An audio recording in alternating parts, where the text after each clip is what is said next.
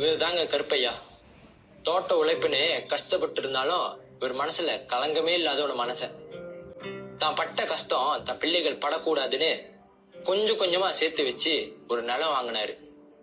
இவர்தாங்க முத்துப்பாண்டி. நம்ம கருப்பையா எப்படியோ இவரும் அப்படியேதான் வாழ்க்கையில முன்னுக்கு வந்து தனக்குன்னு ஒரு நிலம் வாங்கினாரு. நீங்க இதுக்கு மேல பார்க்க போறது இவங்க 2 பேரோட நிலத்தோட கதை தான். பத்திரம் இப்பதானே வந்துருச்சு. பத்திரத்துல பார்த்தா நம்ம 2 பேரும் நிலம் பக்கத்து பக்கத்துல இருக்கு. ஸ்ட்ரெயிட் லைனா இருக்குன்னு பார்த்தா அதனை 4 அடி உள்ளுக்கு போய் எங்கல் எடுத்துக்கிட்டு வருது. கேட்டா சொல்றாங்க நில அமைப்பு அப்படித்தான் இருக்குன்னு சொல்றாங்க. ஒண்ணுமே புரியலடா. அங்க கேட்டு பார்த்தா இதைத்தான் சொல்லி அனுப்புறாங்க.